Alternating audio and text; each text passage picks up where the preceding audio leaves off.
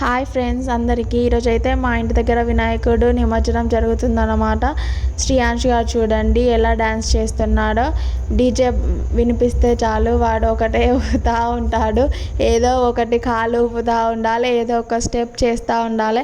అలాగే మా చెల్లె వాళ్ళు అండ్ మా పిన్ని వాళ్ళు, బాబాయ్ వాళ్ళు చాలా బాగా చేశారు. అందరూ డీజే సాంగ్స్కి చేశారు, కపుల్ సాంగ్స్కి చేశారు. ఏదో వినాయకుడు వెళ్ళిపోతుంటే చాలా బాధగా అనిపిస్తుంది ఫ్రెండ్స్. మీకు కూడా అలాగే అనిపిస్తుందా? 9 రోజులు చాలా తొందరగా గడిచిపోయాయి అనిపిస్తుంది. వచ్చేటప్పుడు ఎంత హ్యాపీగా ఉంటామో వెళ్ళేటప్పుడు కూడా అంత బాధగా అనిపిస్తుంది. అండ్ అలాగే వెళ్ళేటప్పుడు చేసే పులిహోర ఉంటుంది కదా ఫ్రెండ్స్, చాలా బాగుంటుంది. వినాయకుడి పులిహోర అంటే ఎవరికైనా ఫేవరెటే కదా అండి. మేమైతే ఇలా నవరాత్రులు అంటే 9 రోజులు చాలా హ్యాపీగా ఎంజాయ్ చేస్తామండి.